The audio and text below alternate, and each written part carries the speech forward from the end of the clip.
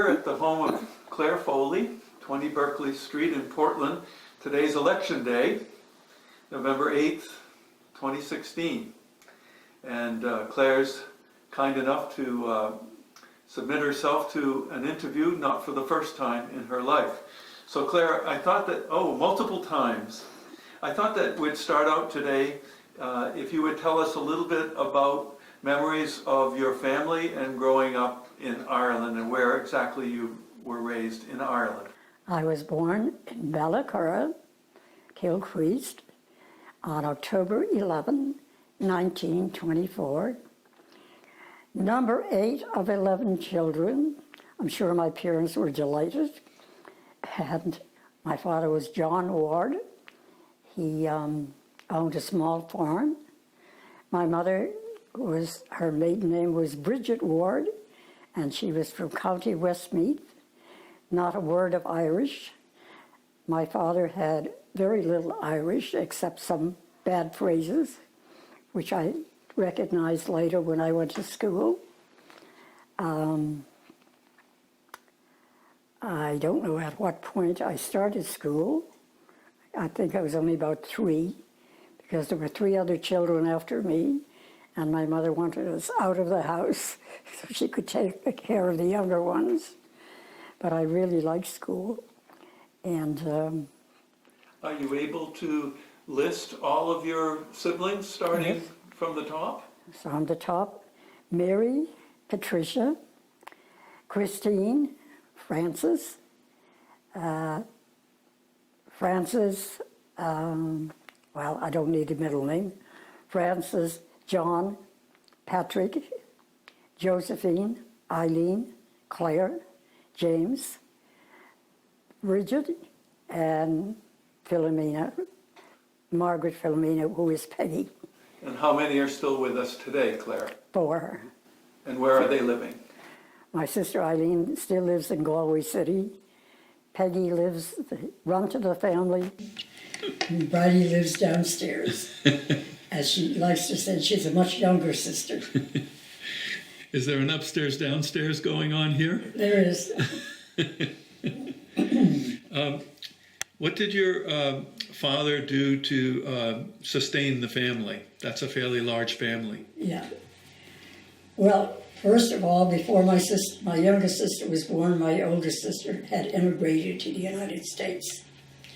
And my father ran a small farm where we grew all our own vegetables and had all our own meat, which was chickens, pigs. We had cows, mostly 2, and which gave us milk and butter. I had to learn how to churn really early on, and we were all set as far as food. The stuff we had to buy, my father went and sold, like pigs or the cattle, and that gave us money to buy the other stuff. We were all supposed to go out and help on the farm, and I did it. And the one chore that I didn't like was picking potatoes. My father would dig the potatoes and we had to pick them. And it was always in the fall when it was cold. And the soil over there was more like mud, which stuck to your fingers. So there was that, and then there was what they call saving the hay. And we needed that for the cows. And we also had to have food for the pigs and the chickens. We had chickens, we had geese, we had turkeys and ducks. So that gave us food. Mostly was the pigs. Now, I seem to recall a story about your father once making a comment about your younger sister Bridie and her looks. Could you give us that memory that you have of that? Oh, yes. He was talking about each one of only his daughters.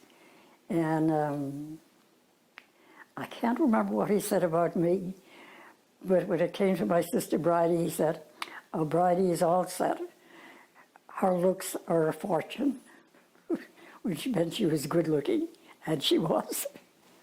And he said something about you, comparing, go ahead.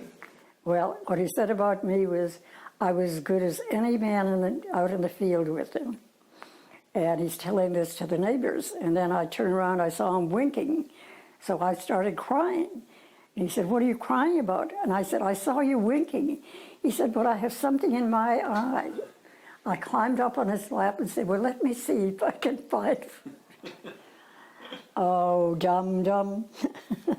How long did your parents live, and what do you recall about them in their later years? Well, my father was much older than my mother.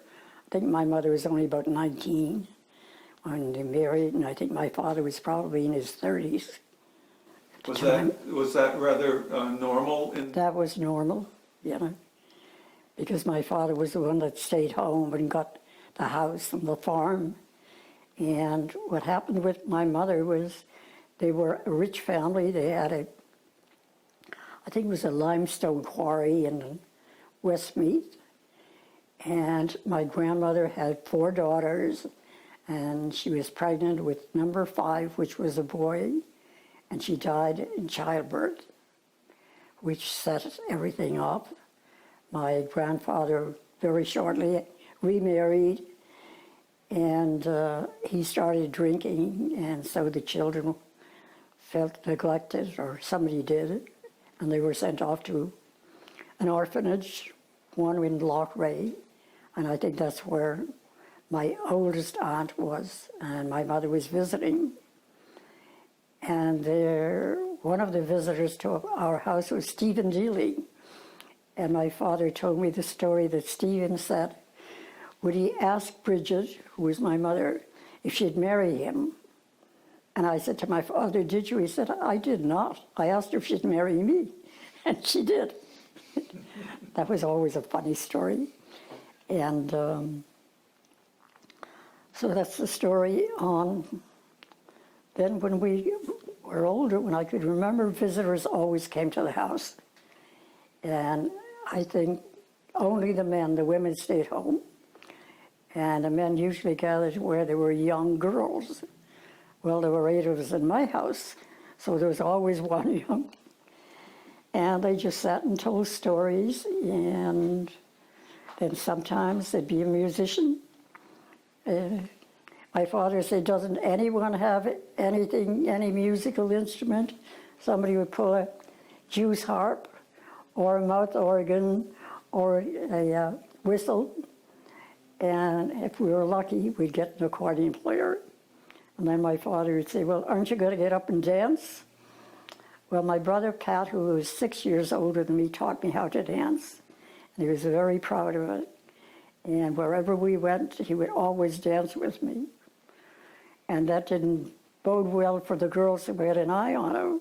They'd always say, "If it weren't for you, I could be dancing with your brother." And he'd always say, "You're the best dancer, I taught you." And so there was always music and dancing. Tell us about that. Who were some of the musicians that you remembered from that part of East Galway? Well, there weren't anyone that ever, was Joe Burke's uncle, Paddy Kane, who played a whistle, and he played the pipes too. And Joe's mother was also a good accordion player, and his father. But his aunt, Tessie Kane, was very good, and she would come. They lived quite close. And then there was a Donahue, and there was Brendan Lally, and they never did anything, It was only Joe Burke and Joe Cooley. Where was Joe Burke from exactly? From Kilnadima. And how far away would his house have been from your home? Well, as the crow flies, it would have been short, but if you had to go all around the roads and the borings, it was quite a ways. It would be probably about the same distance as Loughrea, which was about 4 miles. So really, it was quite a musical area then. It was. There was always music. Tell us about Joe Cooley. Well, I didn't see a lot of Joe Cooley. I heard about him. A couple of times he came and played.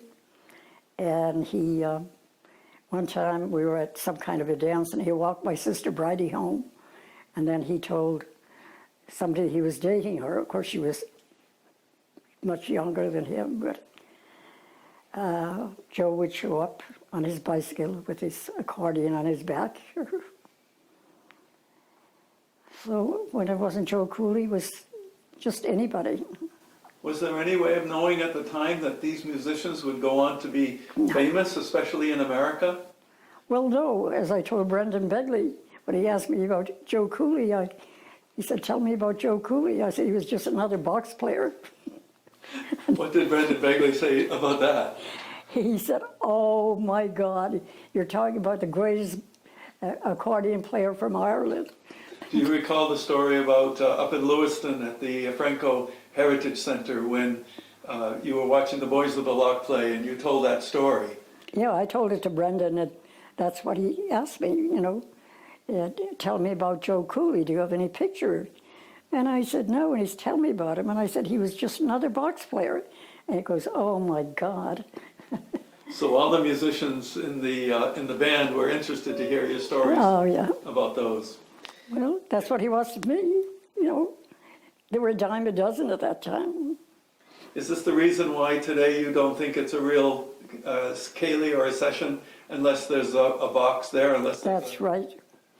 It's always, when I hear that music, there was what they called a flag, which is, a concrete thing, just down the road from us. And anytime, any night, a bunch would gather there, and I would be outside the house, and I would hear the accordion playing. Of course, we weren't allowed because we were too young.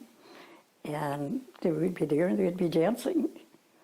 And I could still hear that music. And you have a couple of favorite tunes even to this day. What are those, Claire? Those tunes were when the musicians would be playing at our house. They'd say to my father, "Jack, what would you like?" And my father would say, "Well, why don't you play Haste?"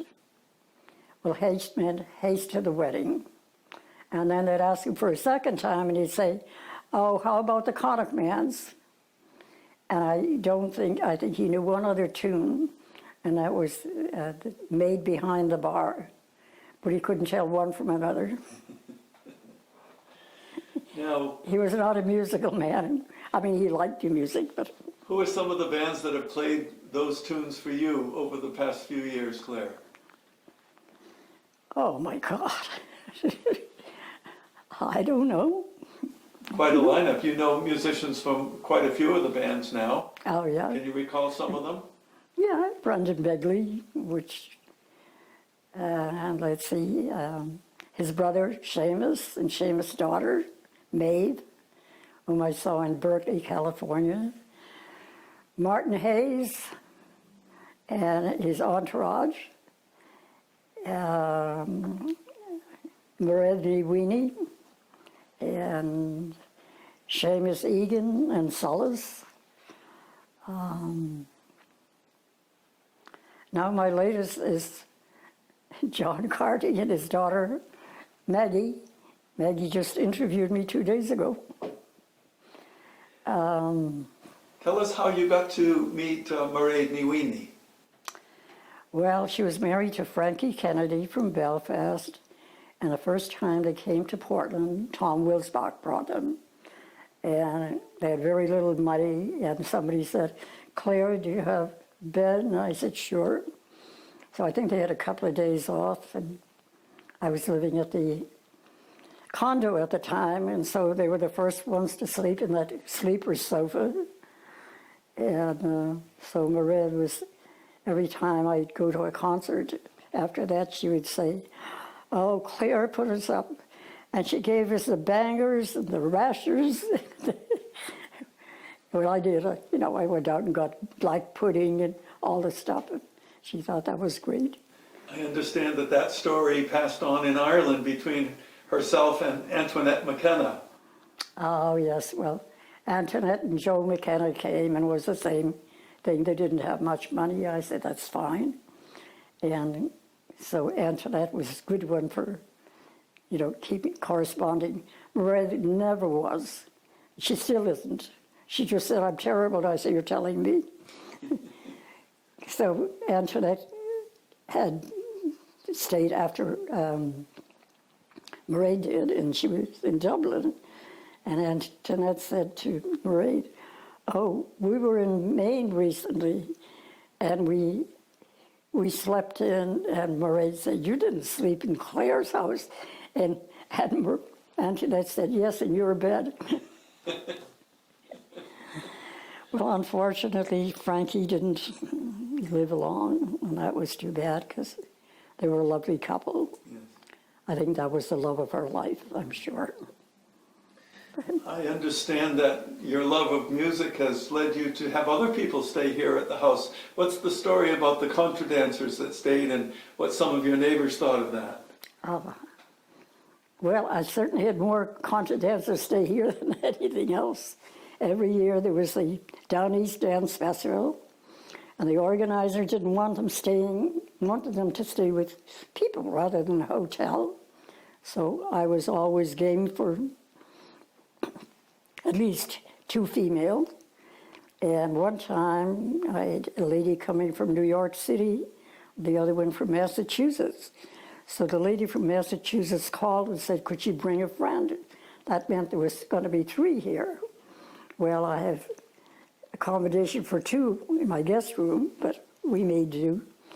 I had forgotten that we were going to, Georgetown? it was at Georgetown at the time, with a group of these guys, and I didn't want to miss that. That was her Irish set dancing, my favorite. And so I came up with a plan. Bridie and Cheever, I think, were in Florida. And I went to the guy next door who was originally from Brooklyn. And I said, Joe, you know, I'm having some people come. Would you mind keeping the keys? And he said, well, what do they look like? And I said, I don't know. He said, what do you mean you don't know? I said, they're coming for set dancing. And he said, oh, I'm going to tell Cheever. He said, they'll rob you. I said, Joe, do you know about dancers? I said, they're dancers. They're not going to rob me. And anyway, he took the keys, and I left a note on the front door and said, keys. And then I put a note on the bedroom for 2 where the other one could sleep. And then all through the kitchen was, you'll find cookies here, the tea is here, this is decaffeinated. And I got home, I guess you dropped me off at midnight, and when I opened the front door, there was such laughter in the kitchen. They were having their tea and cookies. And they said, well, we've been doing this for years. We never came to a house like this. You know, whatever you want, help yourself. Look in the closet, there's other stuff. And it was a big joke. Well, they were the funniest ones. I mean, after that, I never kept track of all of them, but you know how long that went on.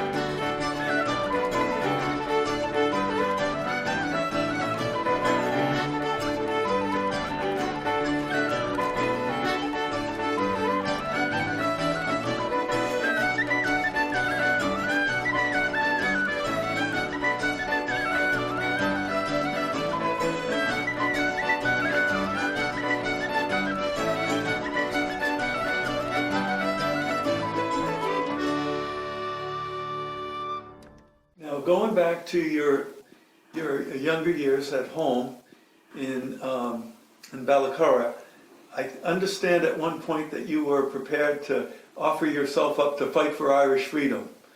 And you mentioned that to your father, I think, one time. I was very young.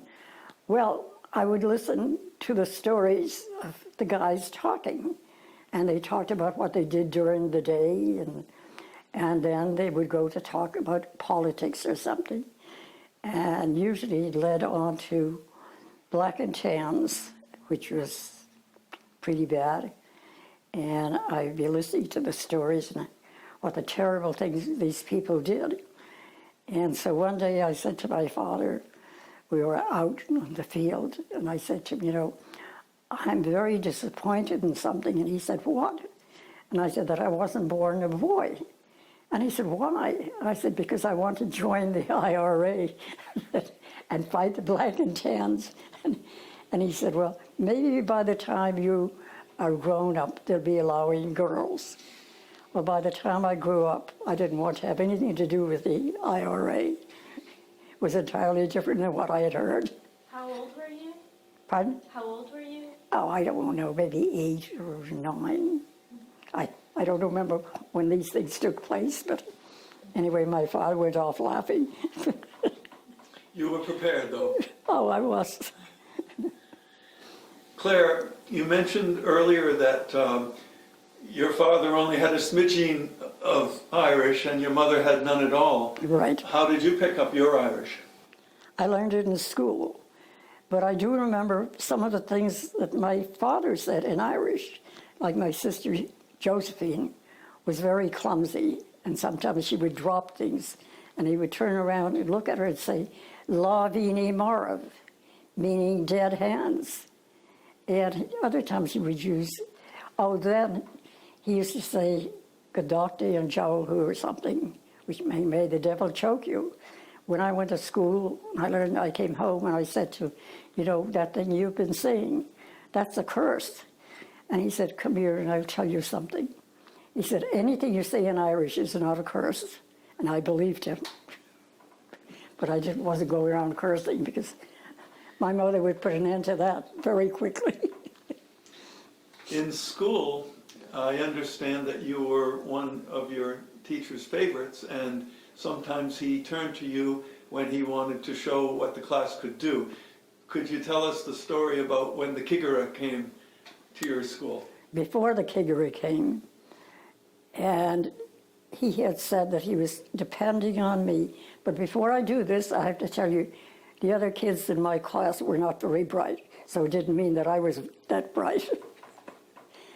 And so the teacher came and he said, I'm depending on you to carry the class. And so you raise your hand. And then he asked me a question, and that had thrown me. And I just kept staring at him, you know. And then I finally said the answer, and he said, would you keep your little head square in your shoulders? Well, the Kigara came. I raised my hand for everything. After the third time, Kigara said, I don't want to hear anything more from you. That finished it. And what was the teacher's name? Sean O'Cleary. And what's the phrase that you always remember him saying to you? Starting, she stared. Oh, it wasn't to me. It would be about one of the boys. You see, he gazed, and still his wonder grew. But one small head could carry all he knew. And we never said that to me. Now, Claire, you picked up Irish in school, but I think you perfected your Irish someplace beyond school. I did in secondary school, as they called it. There was exams, and so this guy came, and we were all, you know, interviewed separately. So he asked me, how did Loughrea, which secondary school was in Loughrea, how did it get its name? This is all in Irish. And I thought, oh my God. And I thought I'd heard something once.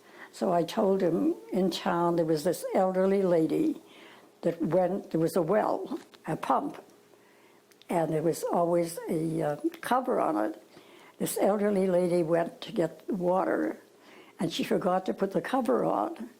And when they got up in the morning, there was the lake. And so he said to me in Irish, is that a true story? And I was bold enough to look him in the face and say, didn't I just tell you that story? He laughed and said, you're in, which meant I was getting a scholarship. 6 weeks in the Gaeltacht where they taught just Irish.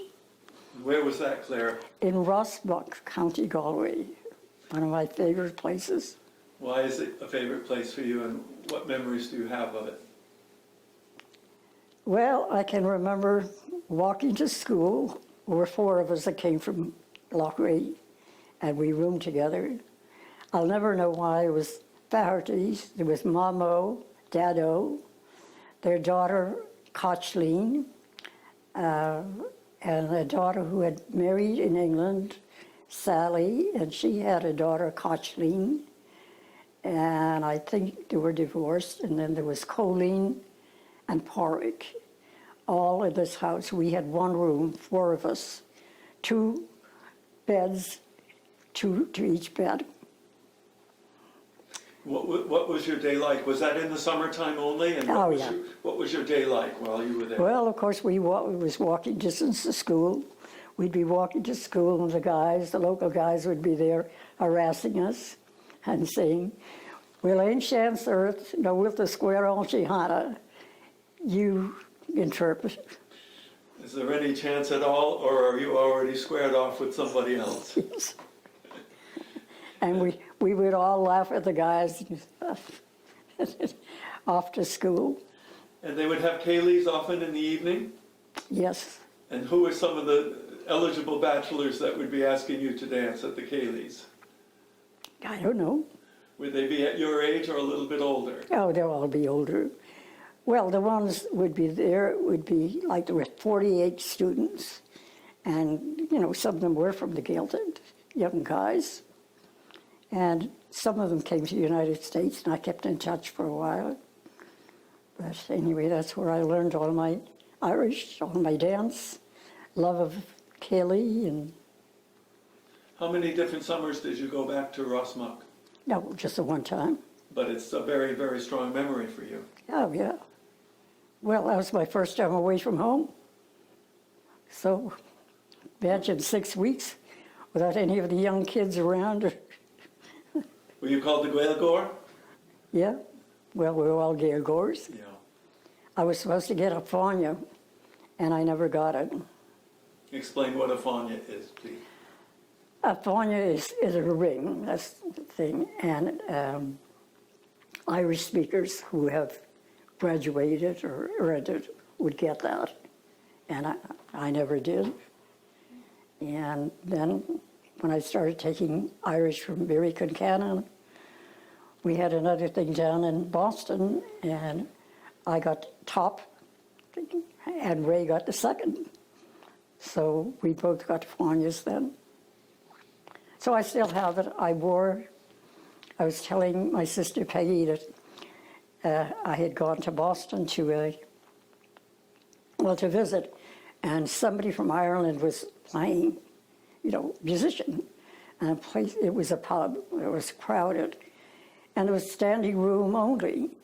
And so anyway, this guy turned around, and I was wearing he said, "Well, anybody who has earned a fáinne deserves a seat." So he got up and gave me his seat, and Peggy said, "Why don't you pass it on to me?" I said, "You didn't earn it, and you're not getting it." Well, Claire, after you finished your schooling at home, was there any hope that you could stay in Kilcreast, or was it pretty much predetermined that you would have to go off to England? Yeah, there were no jobs whatsoever. And right after my 18th birthday, I have my picture there. I had my picture taken. I was going to go to England to get a job. And before I could do that, my mother got sick. And so then I stayed. And my mother passed on about a year later. And then my father was so heartbroken that I seemed to be the one that always clung to him, so I stayed for another couple of years. And then decided, well, this is no life, I'm not getting anywhere. So I went to England. And that's my story for that one. And how did you know where to go in England, and what was it like? I can't remember, because we didn't get a newspaper. I don't know how I did. I can't remember how that was. But I do remember getting to London, and then trying to find out where I would get a bus to get to Berkhamsted, which is in Hertfordshire. And everybody I talked to had this awful English accent. And it was like, I must have asked 10 people. I figured I could get the wrong train. I have no idea. There were no signs. Finally got it, and I got there, but I'll always remember Cockney accent. Oh, my God.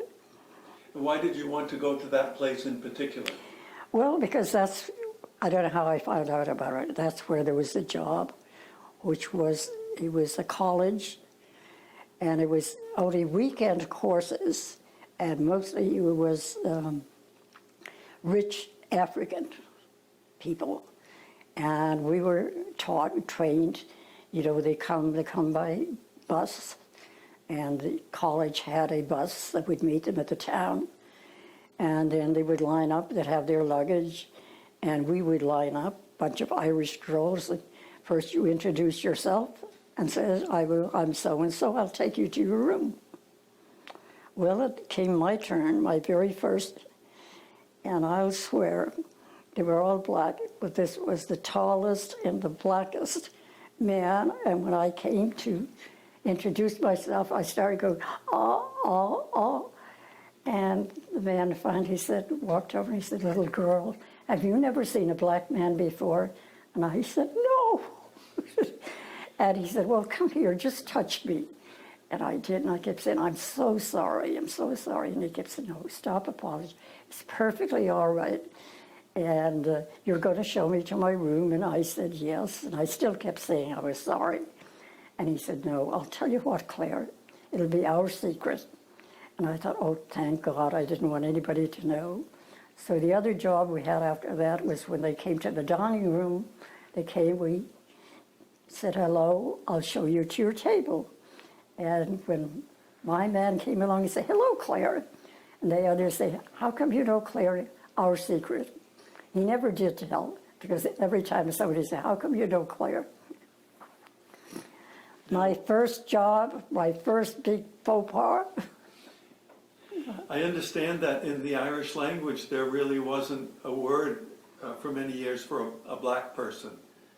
And eventually do you remember the word for a black person in the Irish language? Oh, Fardov. Fardov? Yeah. And did you ever hear Fargorum? No. Yeah. Okay. Now, you stayed there in England for 2 years. 2 years. Yeah. And after how much time did you start to feel like you wanted to move on? I don't think it was too long, because I always wanted to come. I had two sisters in the United States, Mary and Chris. And Chris had lived in Brooklyn, but they had moved to Portland, and Mary lived in Boston. And Chris came to meet me at the boat. Well, first of all, halfway over on the boat, I was homesick. And I kept thinking, why did I ever do this? So when we got to New York, they announced, you're going to be going by the Statue of Liberty, suggest you go upstairs and make a wish. And I figured, I'm going upstairs, but I'm going to, instead of making a wish, I'm going to make a solemn promise. And that is, for the rest of my life, as long as I can, I'm going to promote Irish culture. Because I figure this is my background, music, dance, and I had fallen in love with the language. And so far, kept my promise. Any idea why that was so important to you, that you would actually make a solemn promise? Well, I figure if I'm this homesick, if I can get to have this stuff, I'll be okay. And when I came to Portland, there wasn't much Irish music in Portland. So every weekend that I could, we went to Boston. And of course, there was lots of bands and dance halls, and I bought Irish records till I couldn't buy any more. Well, while you're on that subject, let's explore it just a little bit more. The Hibernian or the Intercolonial. Both of them, yeah. What are some of your memories of those places? Well, not an awful lot. There was Johnny Powell's band. And one of the things was Joe Durain was an 18-year-old at the time, great accordion player. And I used to love to hear him play. And then some years later, when he came to Portland, what's his name?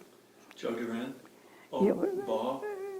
No, the accordion player, Oh, Stu McConnell. Stu McConnell, said, Claire, did you ever meet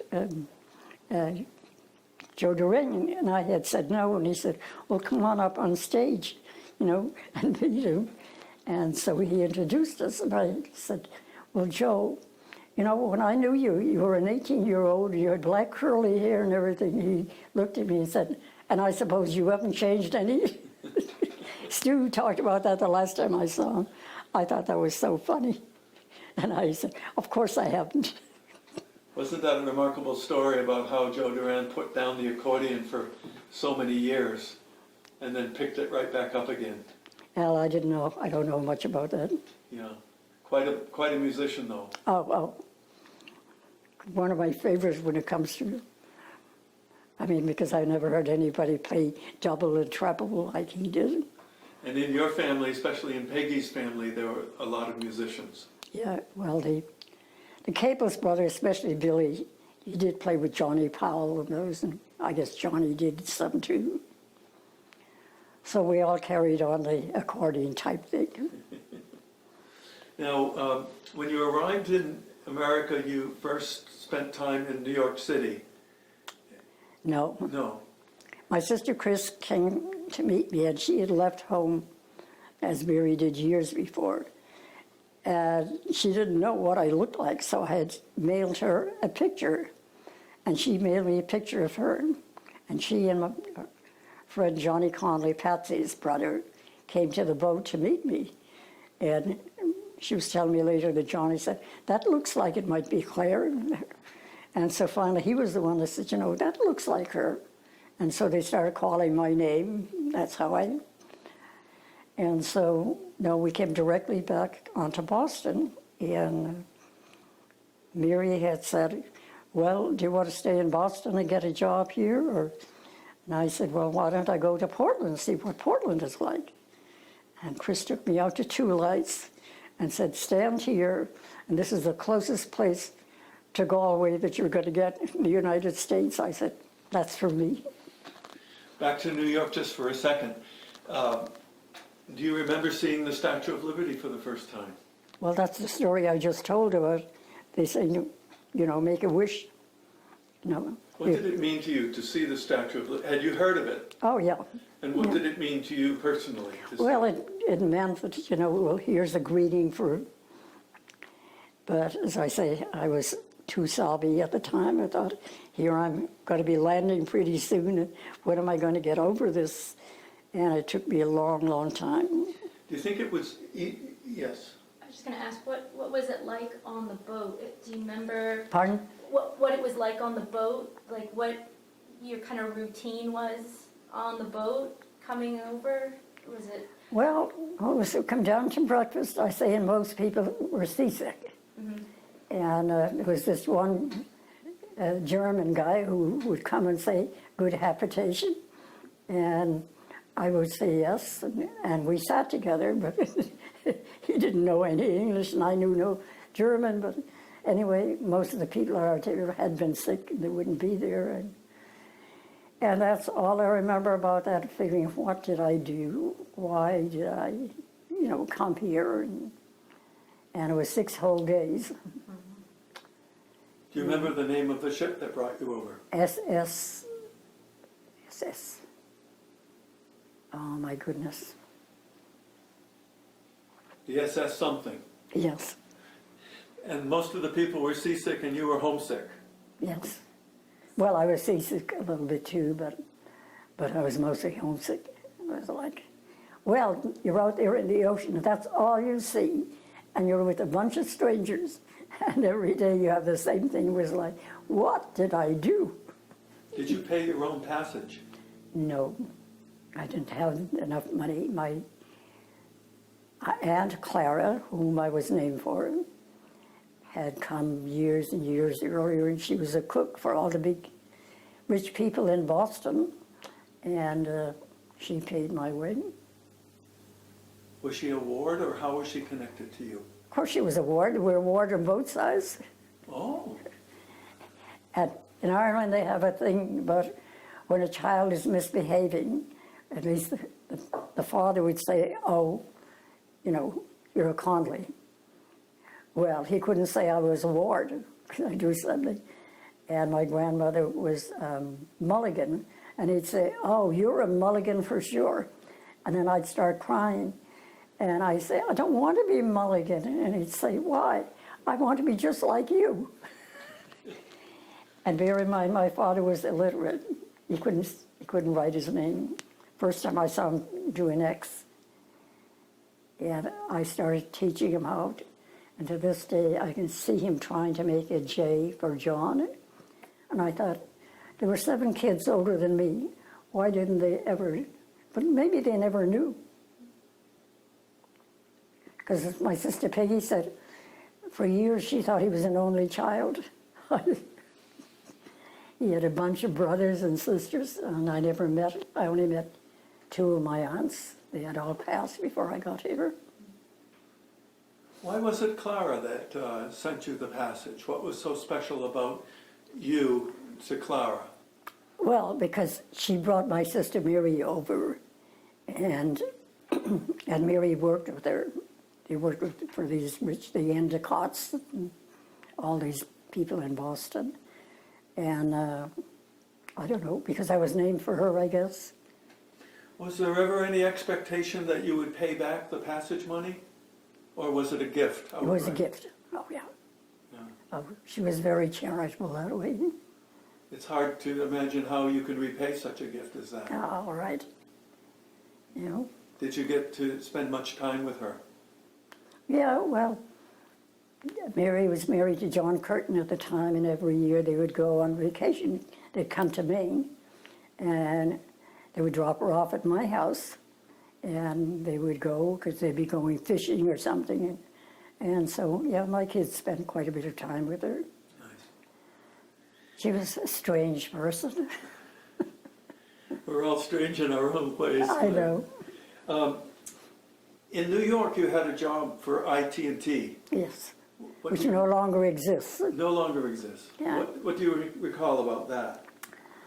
Well, it was mostly Irish girls who were there. And it was like maybe 20 operators in a row. We all sat. And so we were trained. And I think I told the story about during the break. And there was one black girl. And I would go on the break with her. We would chat. And I thought she was very interesting. And then one day, a supervisor, which was a middle-aged woman, called me into her office and said, you know that, I know you're a little Irish girl and you don't know any better, but, and I said, what?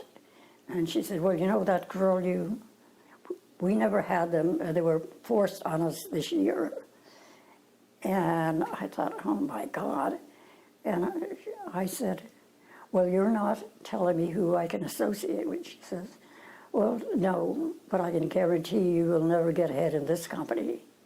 That made me really angry because after what happened with the black man, I figured this is never going to happen again.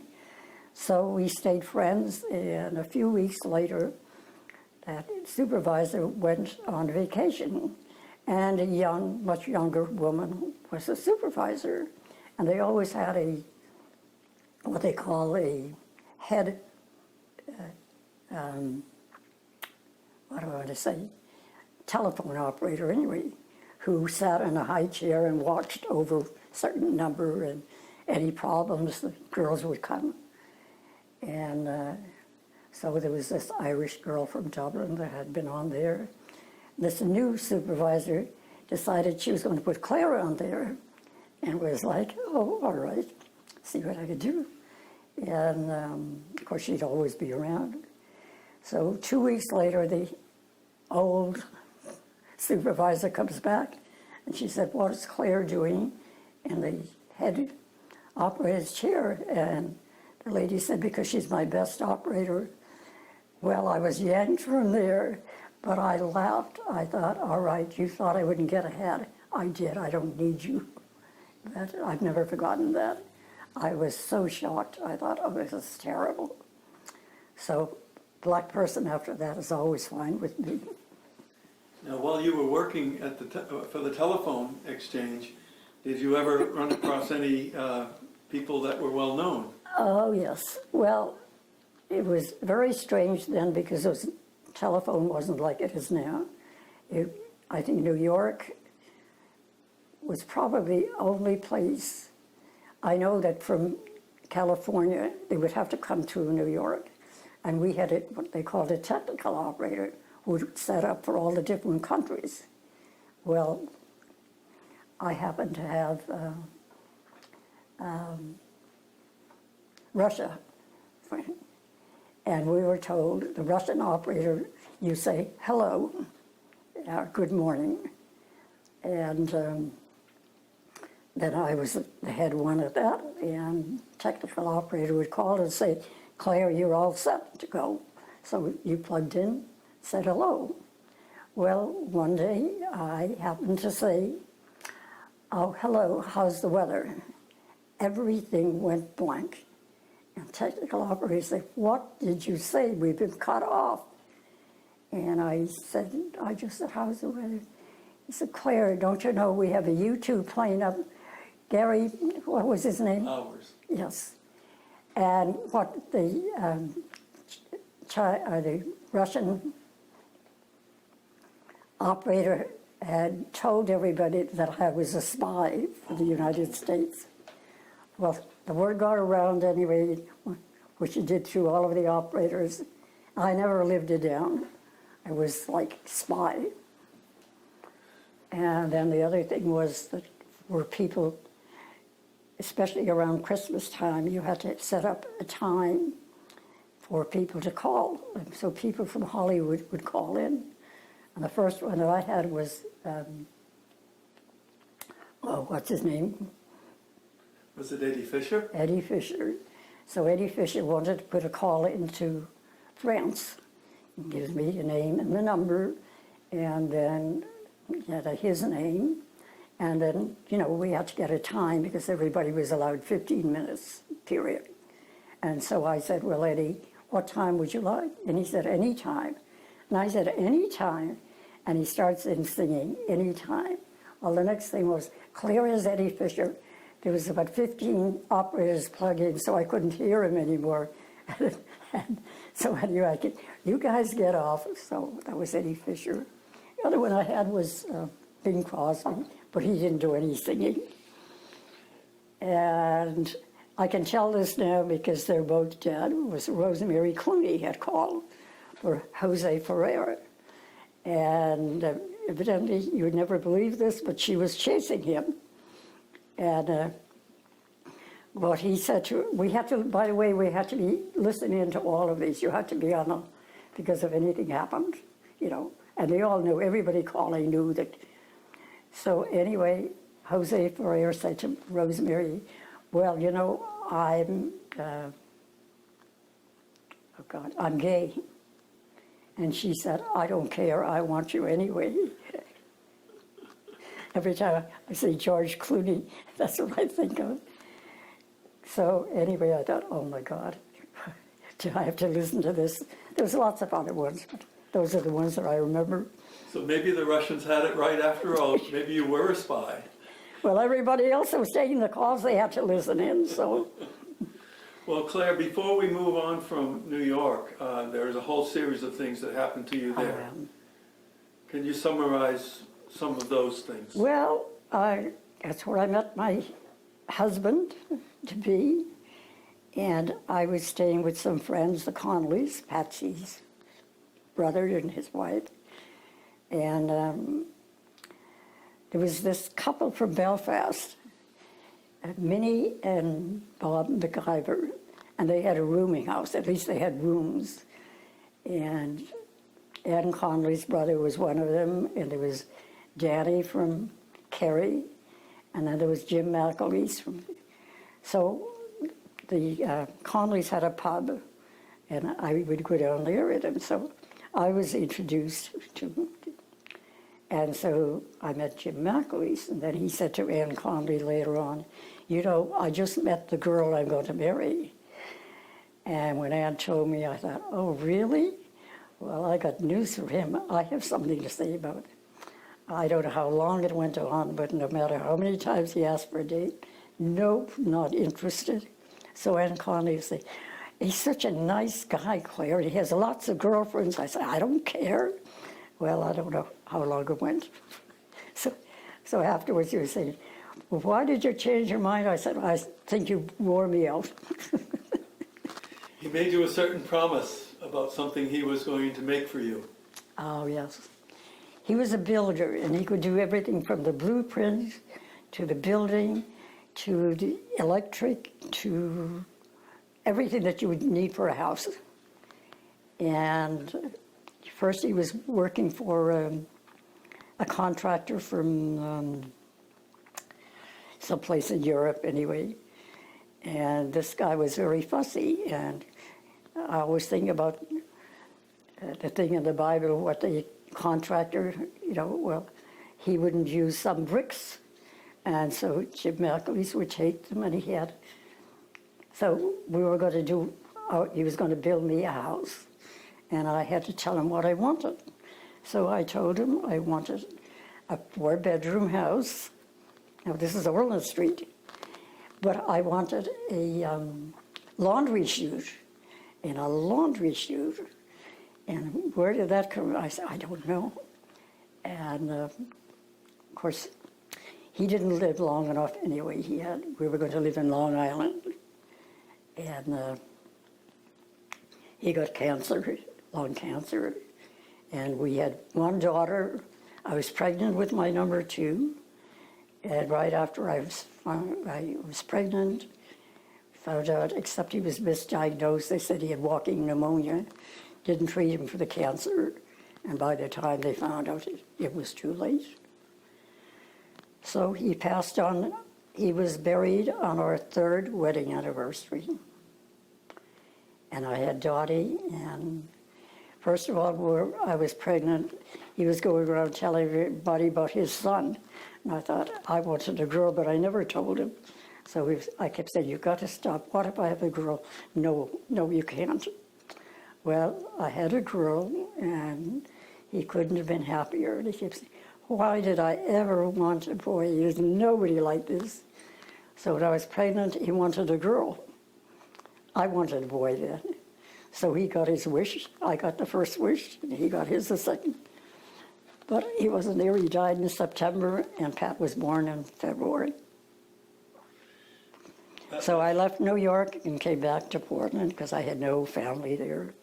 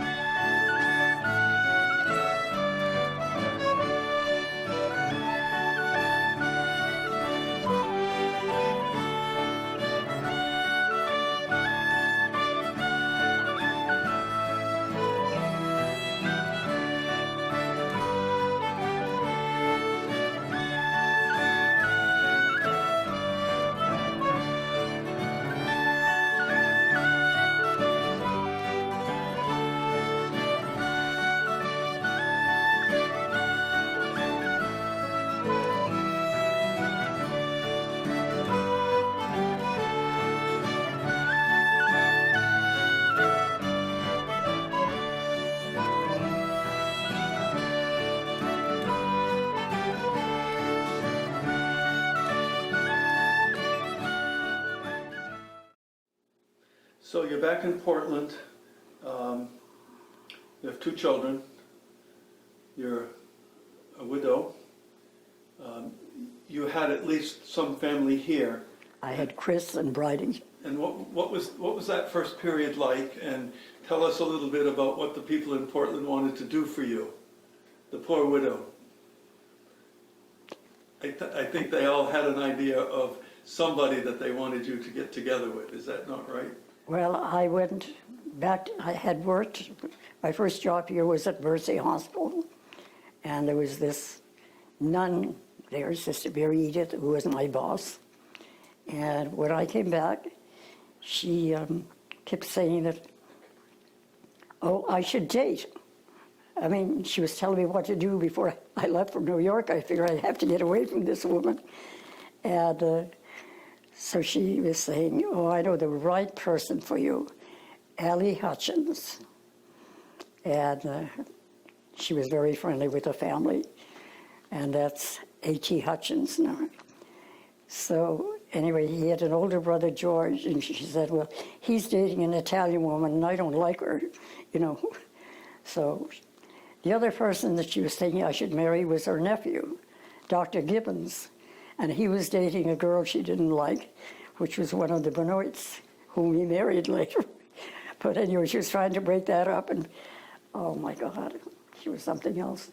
Then she made a date with this guy who had studied for the priesthood, but had to leave because of mental things, and she thought I'd be good for her.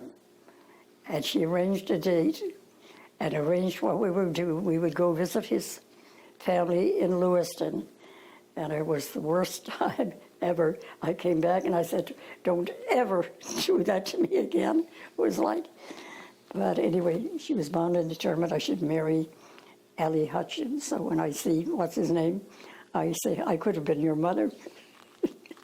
It seems to me that when anybody had any idea of who should be your partner, that you always had your own ideas. Well, of course. Why shouldn't I? You're quite right.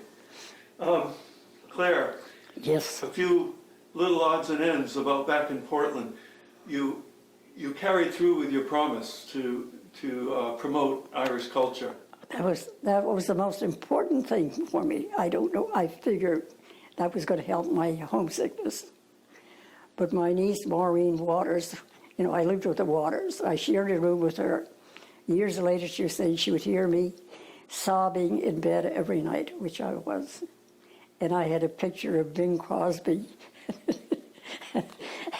And I hung that on the door, and I would look at Bing Crosby and figure, if only you could sing to me, I might feel better.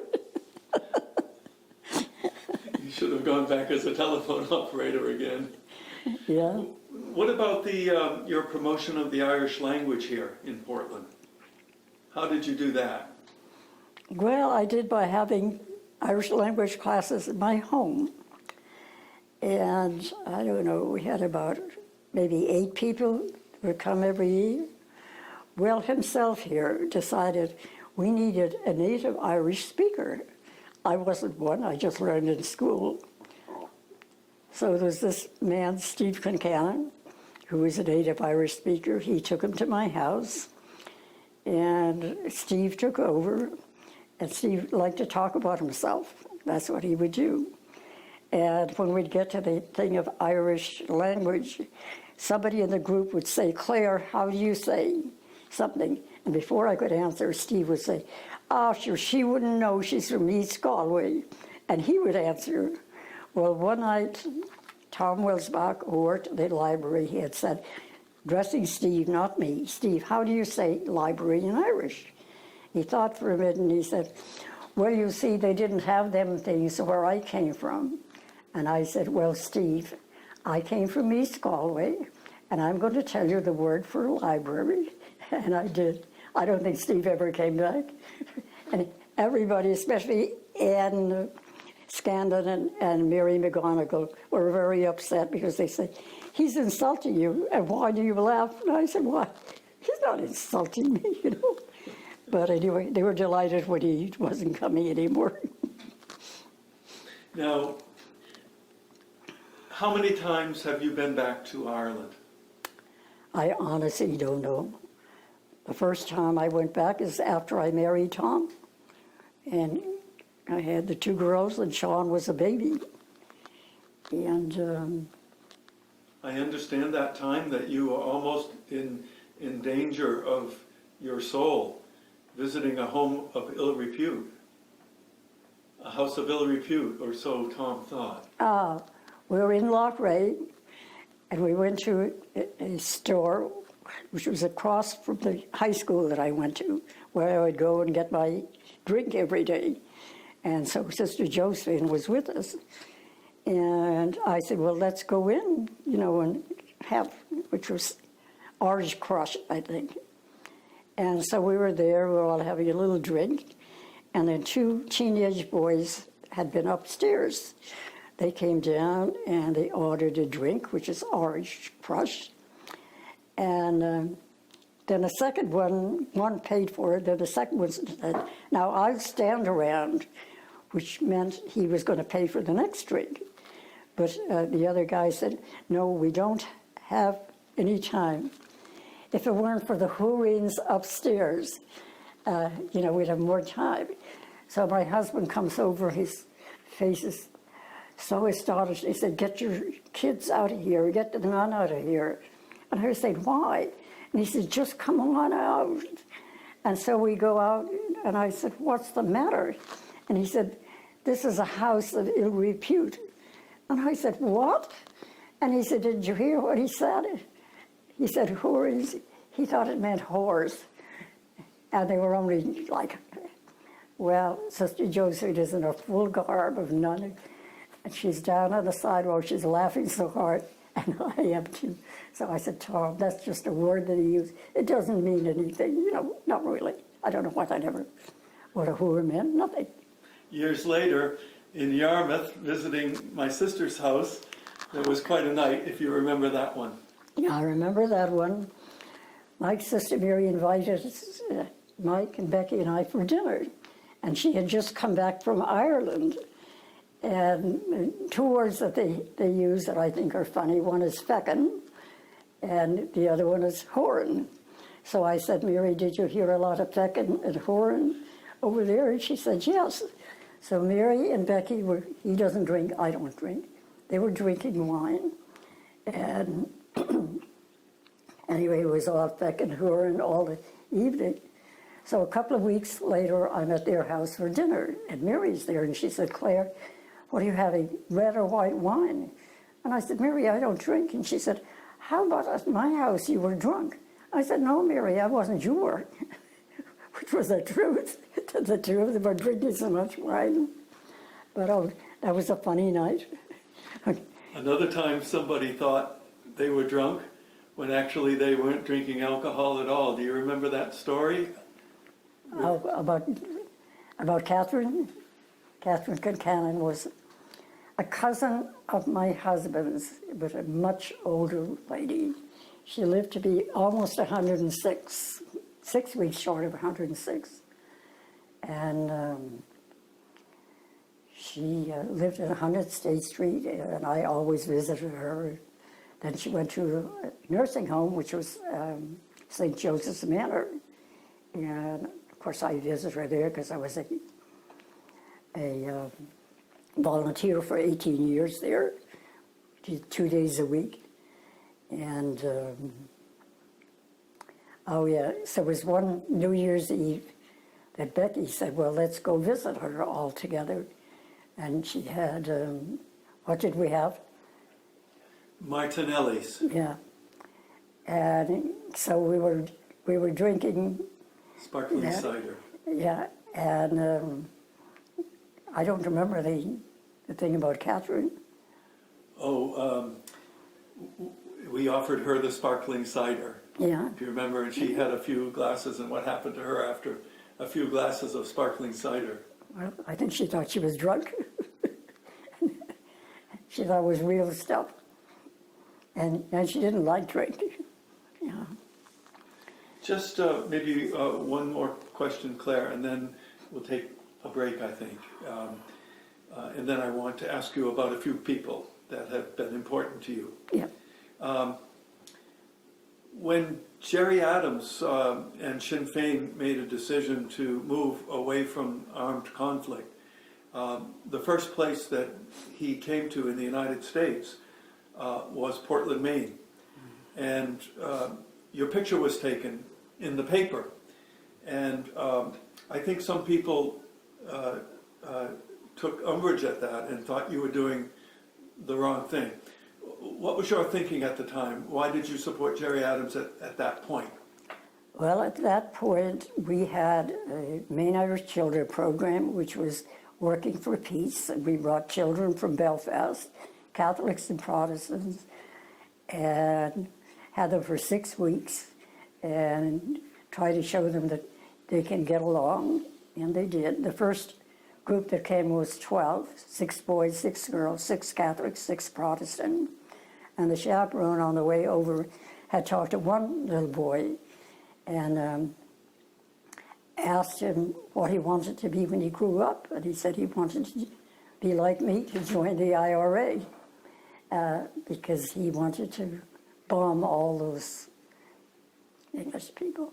So after 6 weeks here, she, on the way back, talked to him again, and he said he no longer wanted to do that. He found out that there's other ways. That was our first thing with the peace process. And so I'd been involved in that. And then I had a friend, Shannon Eaton, who told me that President Clinton had paved the way for Jerry Adams to come, and that she was bringing him to New York and Washington. And I said, how about Portland? She said, you're kidding. And I said, well, no, why not? And she said, well, if it ever happens, you'll be the first one to know. Well, it worked, and this was the first place that he came. So she said, now you have to help me. And I said, okay, tell me what to do. And he wasn't allowed to take any money. And she had sent out invitations for people to come to her home, $250, I believe it was. And so Joe Brennan and, all those, she had a bunch of people anyway, money people. And my job was to sign them up. They had to sign their name, address, telephone number, social security number, and then give a check. And I put it in an envelope, and it was going to go to Washington. So it worked out fine until it came to Tommy Makem, who was the great Irish singer.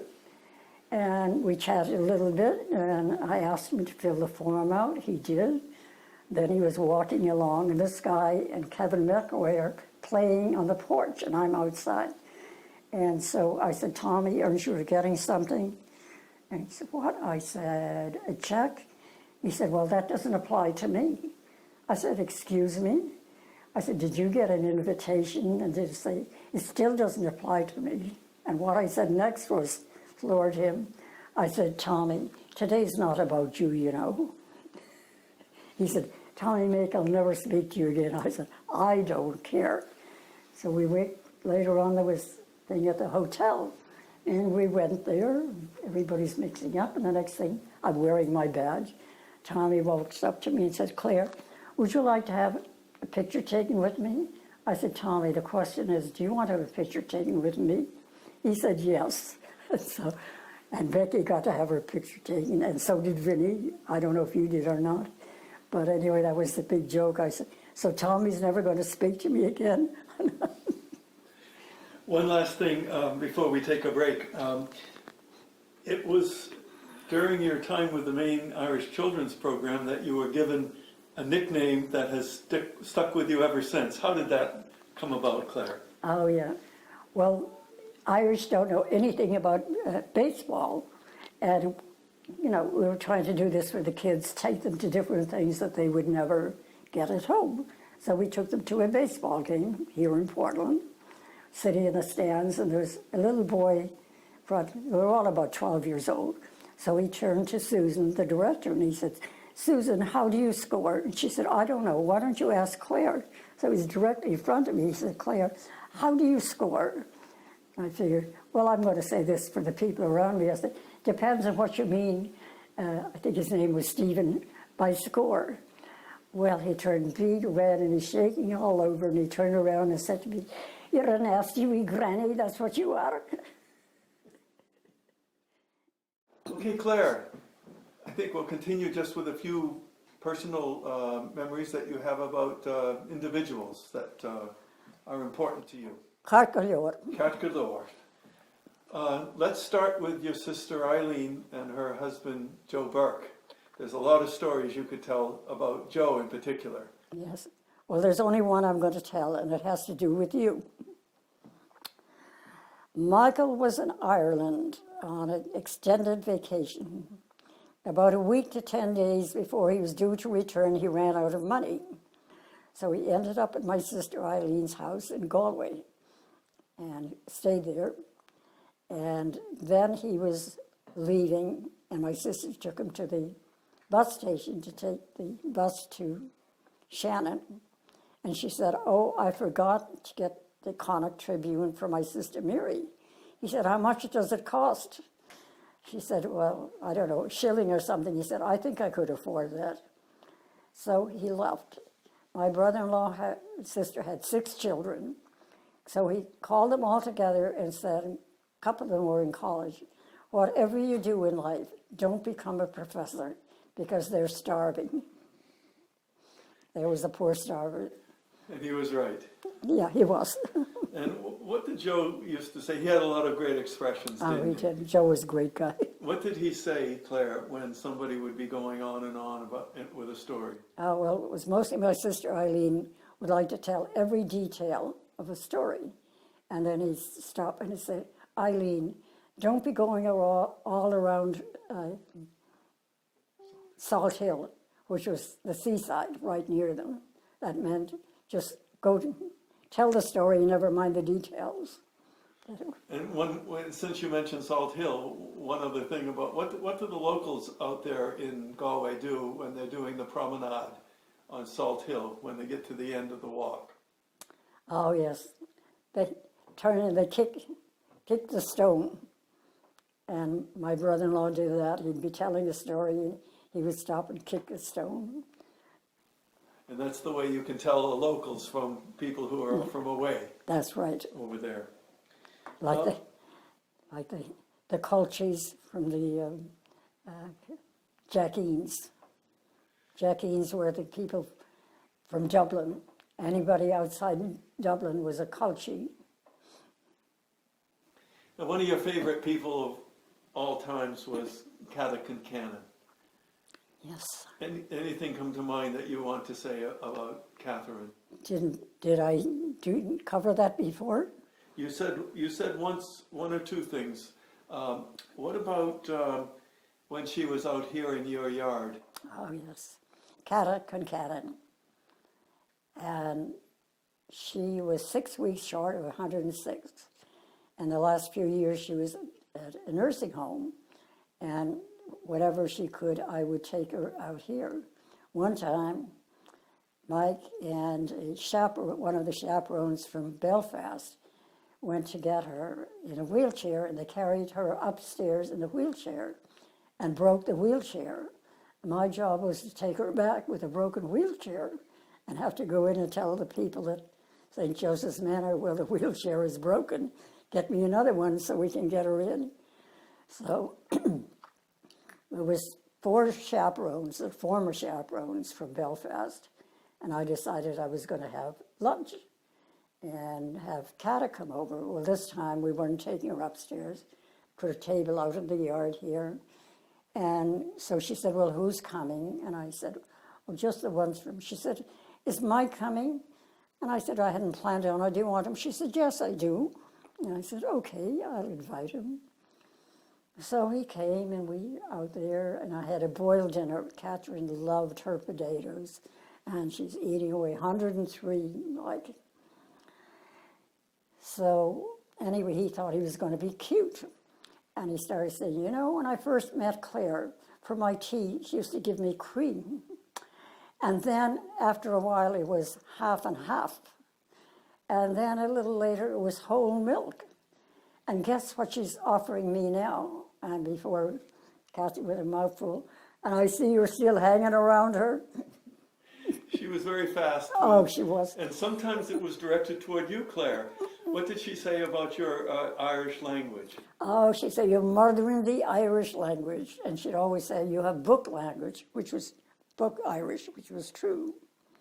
And so she would say, oh, first of all, she loved to watch Jeopardy, and I did too. So my job was to call her every night after Jeopardy. And so I would call her, and I don't know if you remember the show was Sock It To Me. And she'd pick up the phone and say, sock it to me. And then we discussed Jeopardy. Then she said, did you get any of the answers? And before I could say anything, she said, of course you didn't. You're too stupid. And she would say that in front of him, so he thought he was allowed to say it. But the minute he said anything, don't you dare say anything about Claire.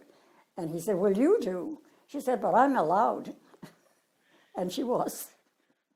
So Claire, there was one person who fooled Cata Concannon one time.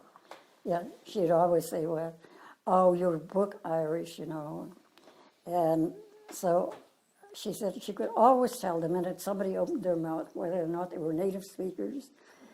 And so we had a mutual friend, a professor, who went to Ireland every year, went to Connemara, and spoke perfect Irish.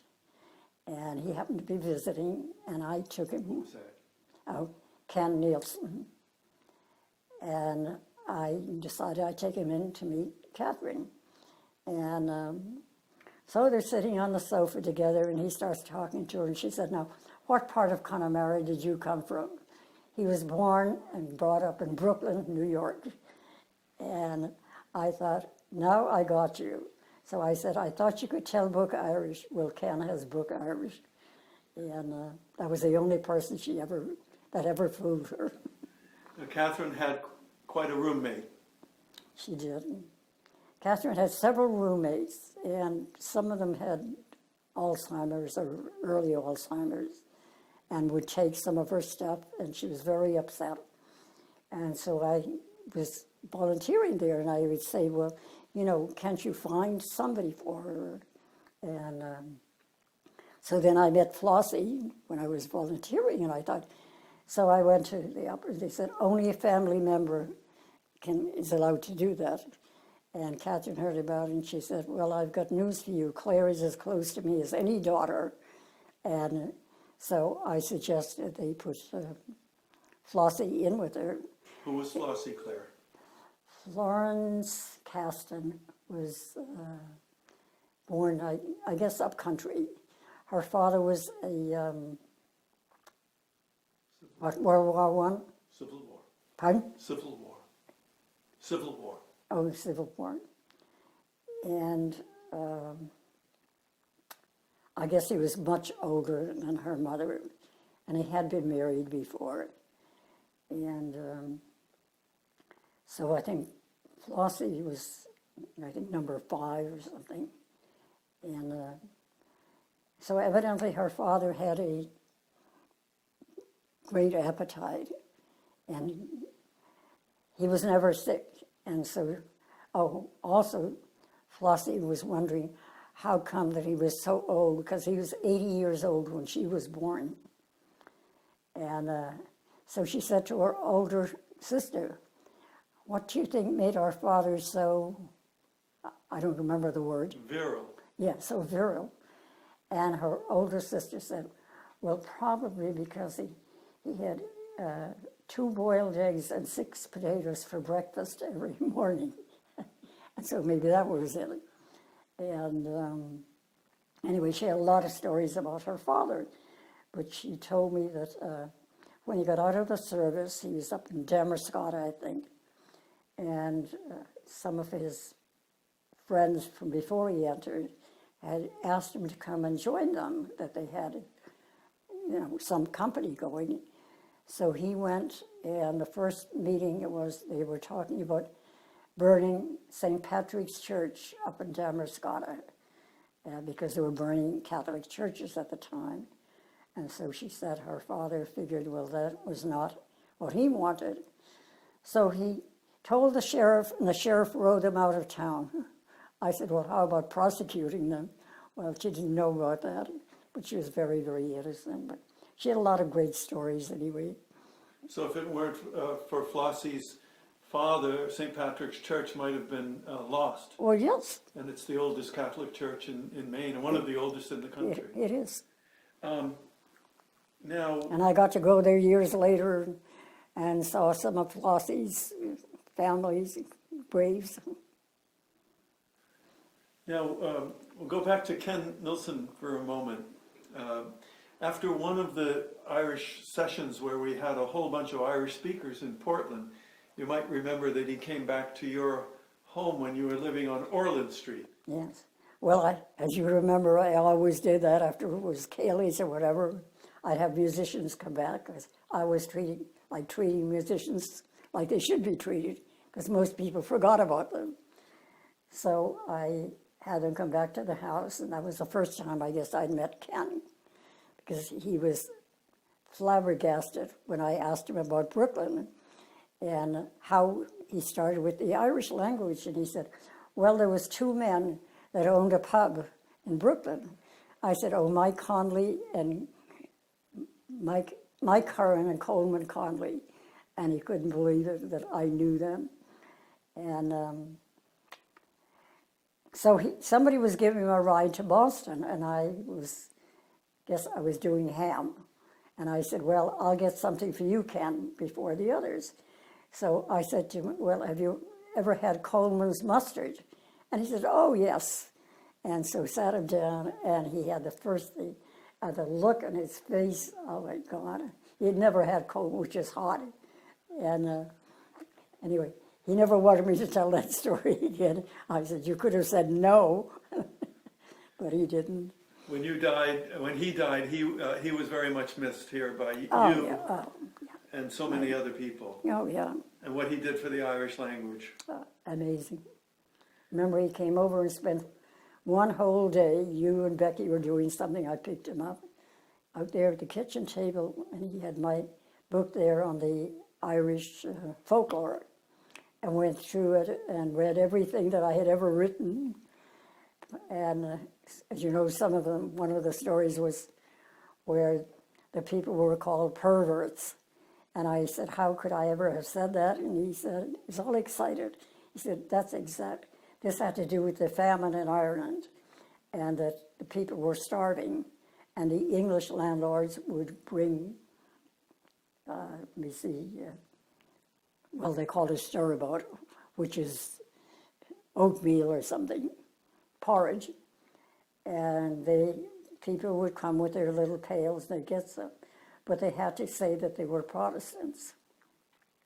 And then they were known as perverts. And I had written that as a 13-year-old.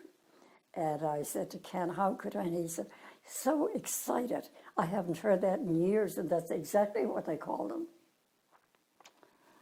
And that was surprising because the word is so different today. Oh, but yeah. Well, that's why I was saying, why would I ever have? And I had it in parentheses. Yes, and he verified that. Oh, he did. He was the only one I ever heard that knew what it was. Now, another lover of the Irish language was Ray Boyle. Oh, yes. Ray was a telephone repairman, and I met him when I worked at the railroad. And he came in for, one day, and then he was leaving. I don't know who he was. He said, well, guess where I'm going tomorrow? Oh, I said, I don't know. And he said, going to Ireland. It was like, oh, my. And so he said, well, when I come back, I'll tell you all about it. And so that started the friendship with Ray. We had Irish language, and I have never seen anybody that was more interested. He lived up in Freiburg, which was an hour and 20 minutes, and every week on, I think it was Tuesday, Ray would come down, I would get lunch, and all of the afternoon we would sit and talk Irish, or I would read something and see if he could translate it, and he was in his glory. It was like, I've never seen anybody so crazy about it. Everything you could find Irish. His face would light up whenever he'd be speaking Irish. What would he bring down to you for those lunches? He'd always bring the same thing every week. From Shaw's, I think. I don't remember. A bag of cookies, right? Oh, yeah. Oh, I don't remember what kind, though. Yeah, he would. Another one of your friends, a couple actually, were Betty and Jay Jansen. Yeah.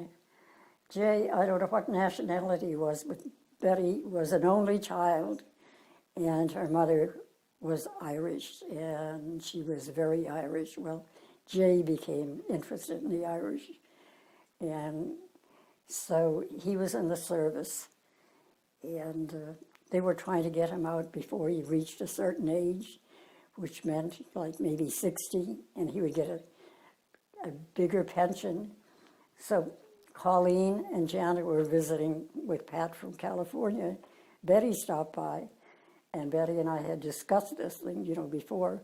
Betty was saying, "Oh, I hope he can stay in until, and so I said that to Betty, and Colleen said to me, "I thought she was a friend. I can't believe that you want her husband to stay."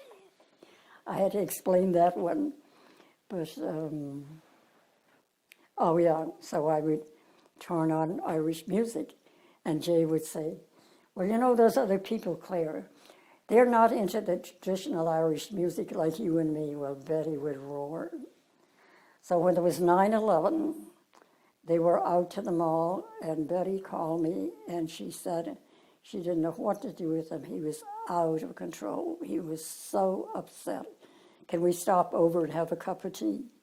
So came over, and he was livid. Oh, I've never seen anybody so crazy.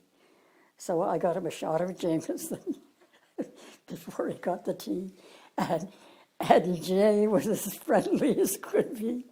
And Betty called me the other day, and she brought that up again. She said, "You always knew how to," I knew when Jay was upset. All I had to do, she said, "all you had to do was tell him a story anyway." But anyway, he was always saying, and he, not the least bit of Irish in him, but he loved everything Irish.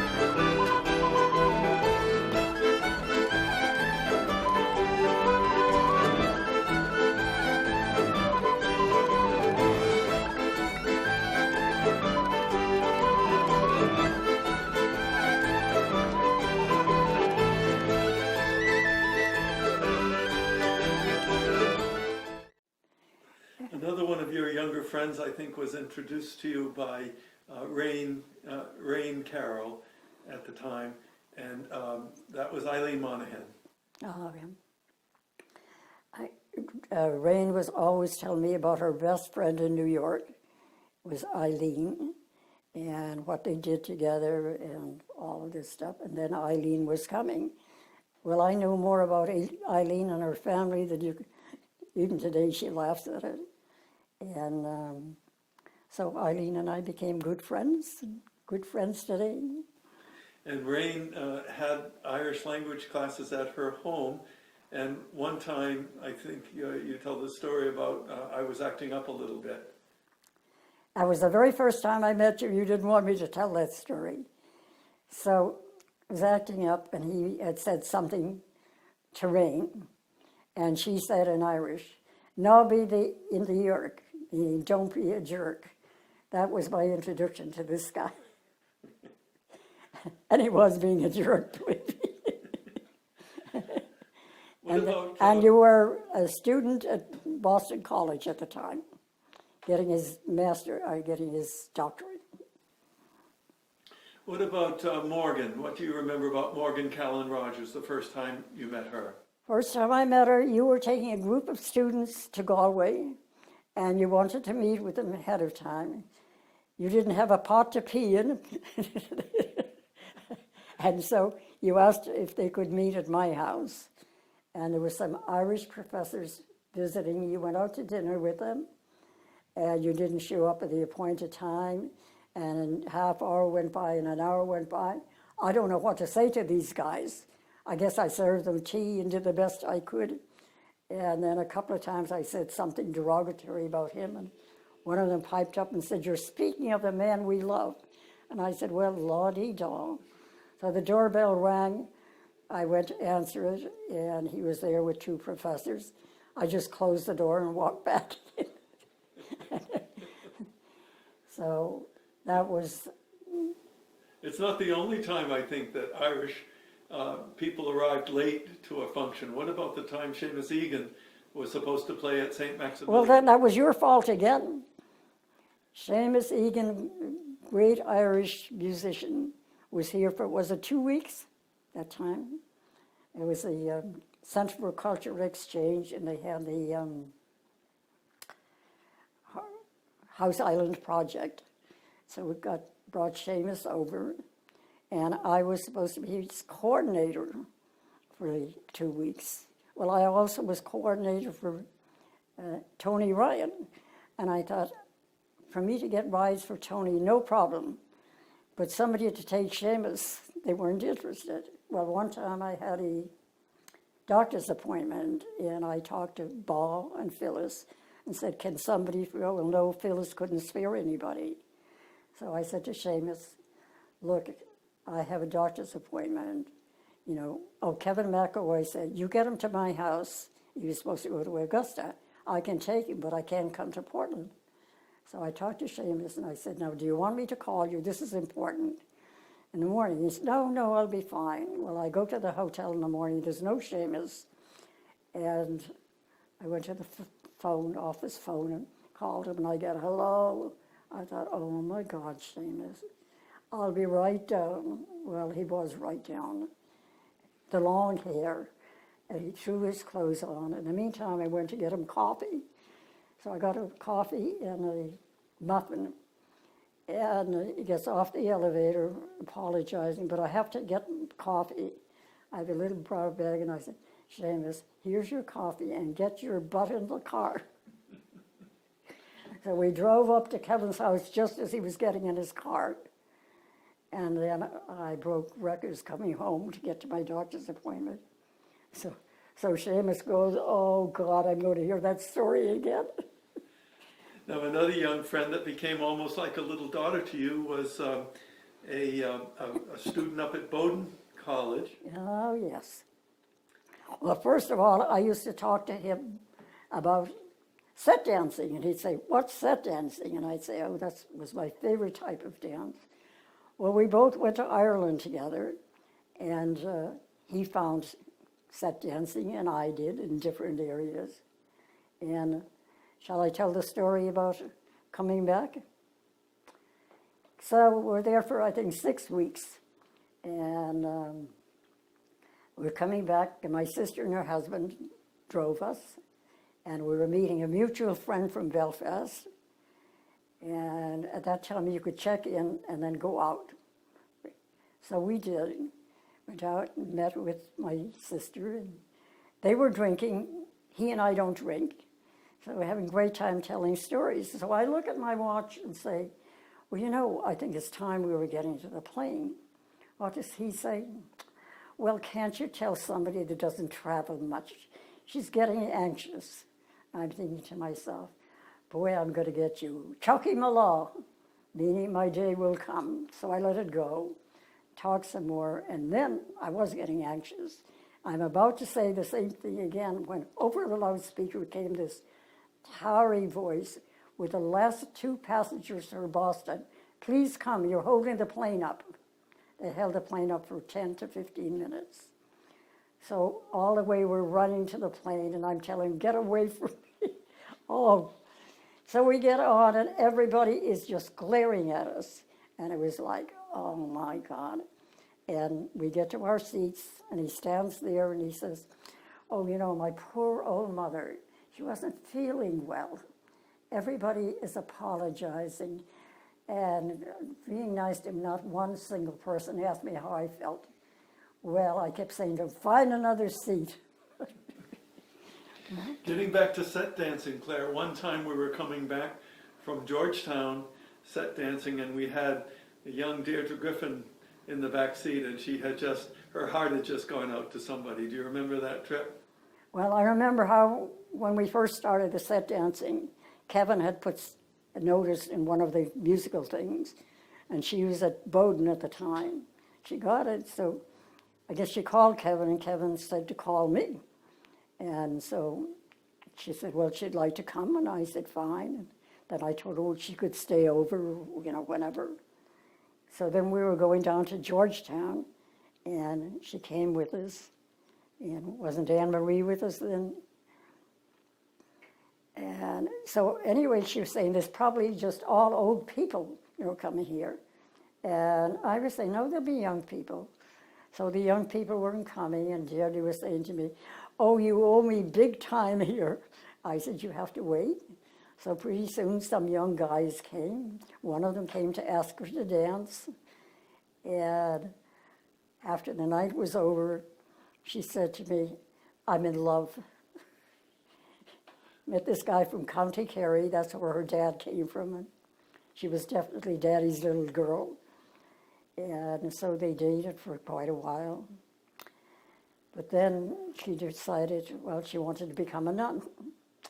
And so they broke up, and she entered the convent. Oh, she came first. She called me and said, I want to come up, I want to talk to you. And so the talk was, she thought she wanted to become a nun. And I said, Deirdre, don't do it. You'd make a very good priest, but don't become a nun. So she entered anyway, and she went all through, almost to final vows. Then she called me again, and she said, I can't go through with it. I said, good. Whatever you could do as a nun, you can do as, and that's exactly what she's doing now. She became a lawyer, and she's taking care of immigrants. She's an immigration lawyer for free. So Deirdre and I became very good friends. She kept saying, well, she felt that I was a senior member of her. Extended family. Yes. Now, what do you remember about the first time that you met Becky? I got a phone call. Becky was taking a course, and one of the things they were asked to do was interview somebody from another country. And so Becky was working at the hospital, and she called Jackie. And Jackie said, oh, yes, I know my friend Bridie. So she gave Bridie's number, and Jackie called her. Bridie said no. But my sister Claire probably would. So I got a call from Becky, and I said, why not? I've been interviewed many times. So Becky came, and she said it'll only take 15 to 20 minutes. I think it was 2 hours by the time we had tea and all of this. And what do I say to Becky? I said, I know I never asked her what her marital status was. I know a great guy for you.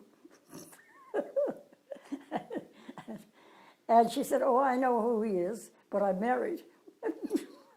And had 2 children. I thought, oh, well, Claire, you should learn how to ask somebody some questions before you do all this. But anyway, here they ended up together anyway.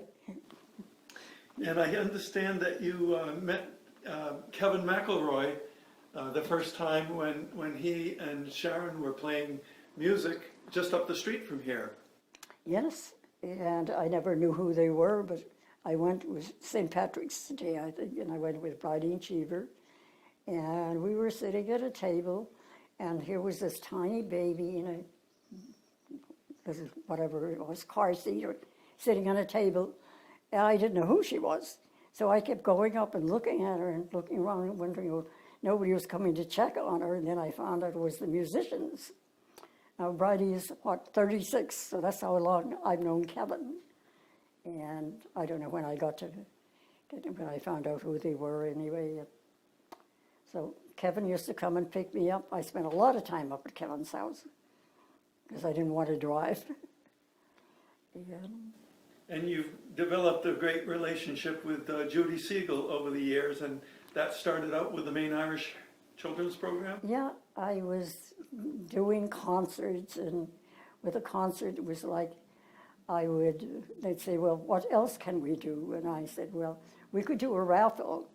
And so I decided, well, for the raffle, Father Fee would say, well, what do we raffle? I say, how about if I say a made-to-order Irish Aran sweater, which was big then, and I would get the yarn and I would knit it. And so the first time I did that, I was selling raffle chances and at my church, St. Patrick's. And this French woman bought one for $1. And she came to my house because I said made to order. I had lots of patterns. She picked out the most difficult one. She wanted a cardigan with pockets and very fussy about the color and everything, so I did. And I figured, well, now when I present it to her, she'll probably give me a donation for the Irish.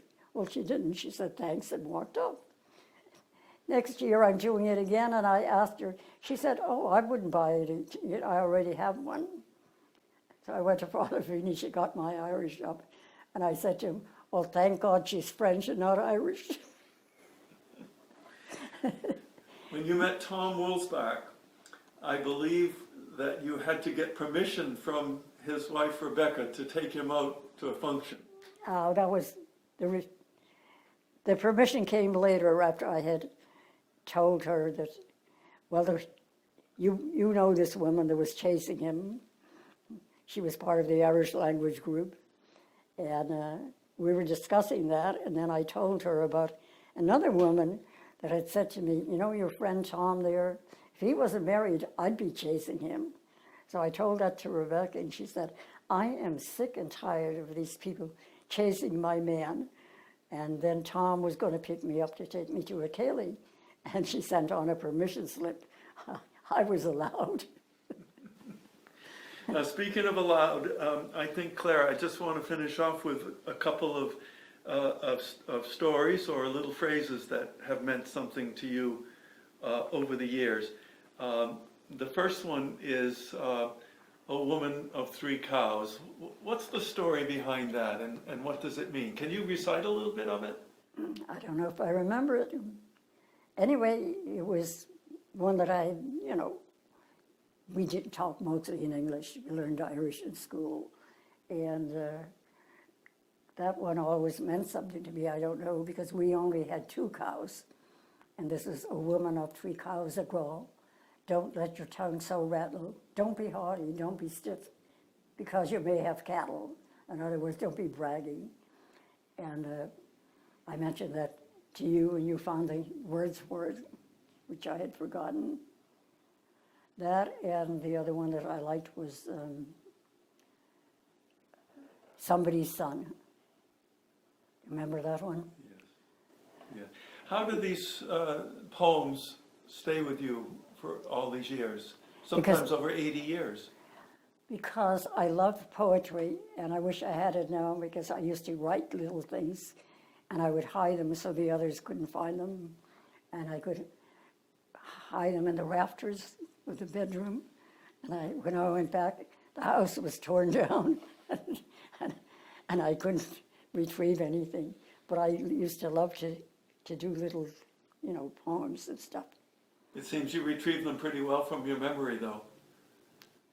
Yeah, sometimes. Well, Claire, let's finish with this.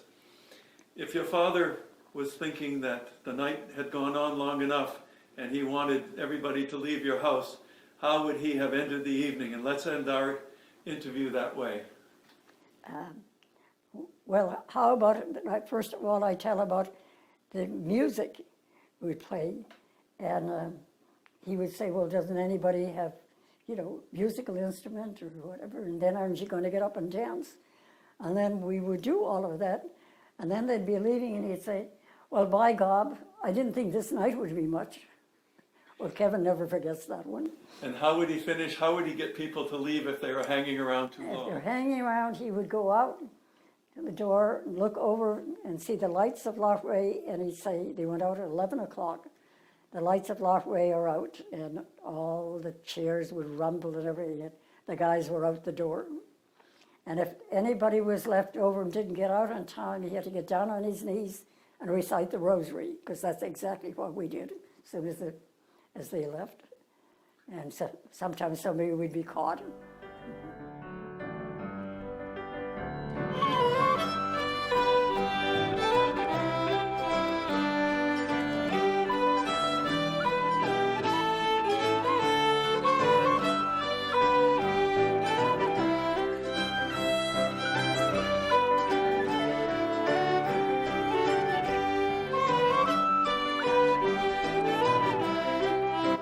Your dining room window, Claire, I can't see the lights of Lochray, so I think the lights are out in Lochray, so all that's left for me is to say to you, Gora Mila Magan Fa.